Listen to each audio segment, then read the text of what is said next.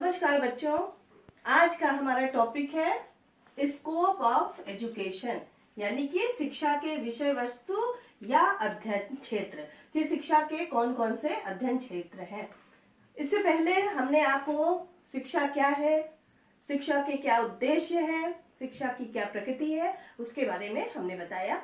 आज का हमारा जो टॉपिक है वो स्कोप ऑफ एजुकेशन, यानी कि जो भी शिक्षा के विषय क्षेत्र की शिक्षा के अंतर्गत हमें किन किन चीजों का अध्ययन करना है। ठीक है, तो चलिए देखते हैं कि शिक्षा के विषय क्षेत्र कौन कौन से हैं। पहला हमारा है शिक्षा दर्शन। शिक्षा दर्शन यानी कि जो चीज हम शिक्षा में जो दर्शन से संबंधित पढ़ते हैं वो शिक्षा दर्शन कहलाता है। दर्शन क्या होता है? दर्शन का मीनिंग होता है विचार। तो लोगों के विचार शिक्षा के प्रति क्या है कि शिक्षा का स्वरूप कैसा होना चाहिए, शिक्षा के उद्देश्य क्या होने चाहिए, शिक्षण विधि कैसी होनी चाहिए, विद्यालय का वातावरण कैसा होना चाहिए, अनुशासन कैसा होना चाहिए। ठीक है, और शिक्षा का स्वरूप, ठीक है, शिक्षा के उद्देश्य, शिक्षा का पाठ्यक्रम आदि का अध्ययन हम जो है वो शिक्षा दर्शन के अंतर्गत करते हैं। यानी कि दर्शन यानी कि विचार। तो विभिन्न लोगों ने अपने विचारों के आधार पर शिक्षा को किस रूप में माना है या उनके अनुसार की शिक्षा, उनके विचारों के अनुसार शिक्षा कैसी होनी चाहिए, शिक्षा का क्या स्वरूप होना चाहिए, शिक्षा के क्या उद्देश्य होने चाहिए, किस प्रकार के पाठ्यक्रम का निर्माण करना चाहिए। ठीक है, विद्यालय का वातावरण कैसा होना चाहिए, एक शिक्षक जो बहुत मेन रोल करता है शिक्षा में, उसका व्यक्तित्व किस प्रकार का होना चाहिए। इन सभी चीजों का अध्ययन हम शिक्षा दर्शन के अंतर्गत करते हैं। दूसरा हमारा पॉइंट है शैक्षिक समाजशास्त्र। शैक्षिक समाजशास्त्र हमारा ये मानना है कि मनुष्य जो है वो एक सामाजिक प्राणी है और जिस वो समाज में रहता है उसको शिक्षा के द्वारा कितना अच्छा बनाता है, ये हमारा शैक्षिक समाजशास्त्र कहलाता है। क्योंकि शिक्षा और समाज का एक बहुत महत्वपूर्ण संबंध है। समाज में व्यक्ति रहता है और व्यक्ति समाज में ही रह करके शिक्षा प्राप्त करता है। तो किस प्रकार के शिक्षा के द्वारा समाज का स्वरूप किस प्रकार का होना चाहिए, समाज किस प्रकार का होना चाहिए, शिक्षा और समाज का कैसा आपसी संबंध होना चाहिए, विद्यालय और समाज के बीच में किस प्रकार का संबंध होना चाहिए। ठीक है, और शिक्षा के जो भी सामाजिक कार्य हैं उनका अध्ययन हम किसके अंतर्गत करते हैं? शैक्षिक समाजशास्त्र के अंतर्गत। ठीक है, तो शिक्षा और समाज का जो भी स्वरूप है, उसका आपसी जो संबंध है, विद्यालय और समाज में क्या संबंध है, इन चीजों का अध्ययन हम शिक्षा शैक्षिक समाजशास्त्र के अंतर्गत करते हैं और ये हमारा शिक्षा का एक विषय क्षेत्र है। ठीक है, तीसरा हमारा है शिक्षा मनोविज्ञान। शिक्षा मनोविज्ञान आज की जो शिक्षा है वो हमारी किस पर आधारित है? बालक पर। बालक की शिक्षा के अनुसार ही, बालक के आधार पर ही आज की जो शिक्षा है वो आधारित होती है कि जो शिक्षा का केंद्र बिंदु वो बालक है। तो बालक की रुचि, योग्यता, क्षमता, उसकी आवश्यकताओं को ध्यान में रख करके आज की शिक्षा हमारी दी जाती है। ठीक है, तो शिक्षा जो है वो कैसी है? बाल केंद्रित है और विभिन्न अवस्थाओं के आधार पर उनकी व्यवस्था की जाती है। तो जो भी शिक्षा मनोविज्ञान के अंतर्गत हम क्या क्या चीजें पढ़ते हैं, जो भी बालक की विकास की अवस्थाएं हैं, जैसे इसकी शैशवावस्था, बाल्यावस्था, किशोरावस्था, प्रौढ़ावस्था, इन अवस्थाओं में बालक की जो विकास है, जो शारीरिक विकास, मानसिक विकास, नैतिक विकास, आध्यात्मिक विकास, चारित्रिक विकास, उनका विभिन्न अवस्थाओं में किस प्रकार से विकास होता है उनका अध्ययन हम करते हैं और विभिन्न अवस्थाओं के आधार पर एक बालक की शिक्षा किस प्रकार की होनी चाहिए इसकी भी व्यवस्था की जाती है।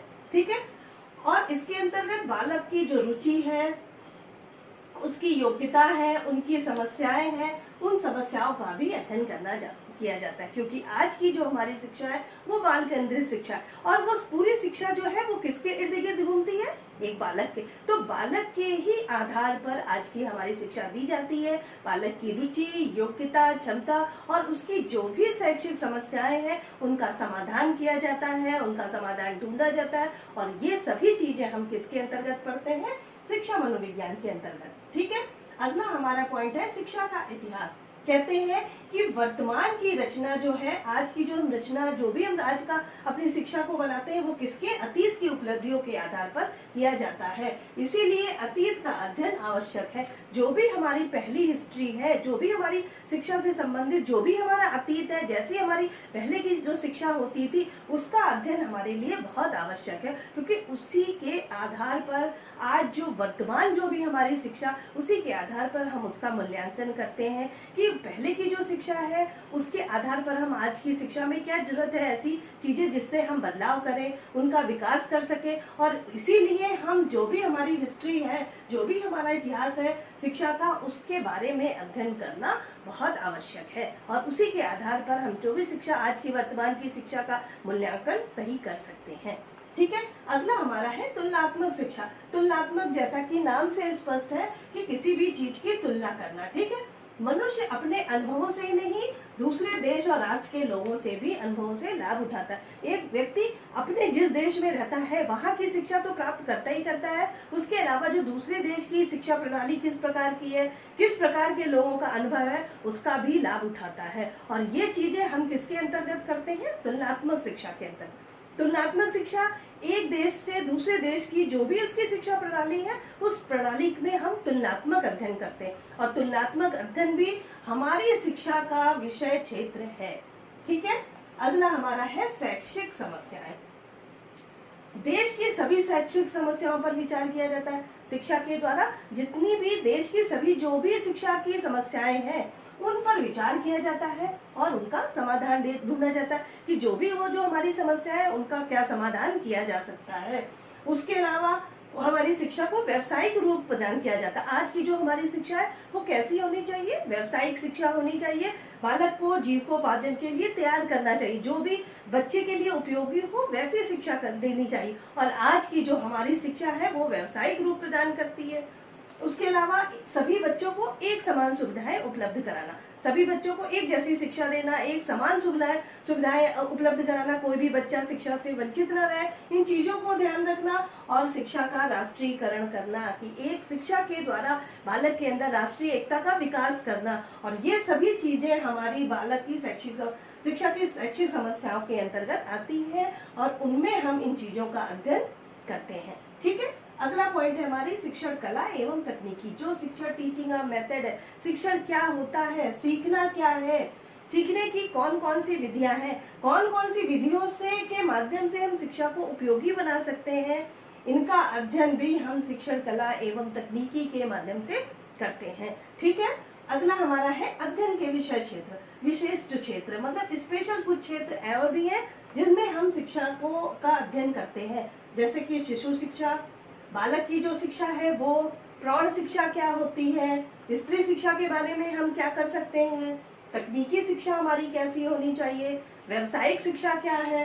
ठीक है, शिक्षा में श्रव्यदर्शी साधनों का कैसे प्रयोग किया जा सकता है, जैसे कि रेडियो, टेलीविजन, टेप रिकॉर्डर, इन चीजों का, ओवरहेड प्रोजेक्टर। ठीक है, इन चीजों का हम अपनी शिक्षा में किस प्रकार से प्रयोग कर सकते हैं, मापन और मूल्यांकन क्या होता है, शैक्षिक सांख्यिकी क्या है, और शिक्षा अनुसंधान आदि के क्षेत्र में उन चीजों का हम अध्ययन करते हैं। और ये सभी चीजें हम किसके अंतर्गत करते हैं, स्कोप ऑफ एजुकेशन, यानी कि अध्ययन के विषय क्षेत्र के अंतर्गत।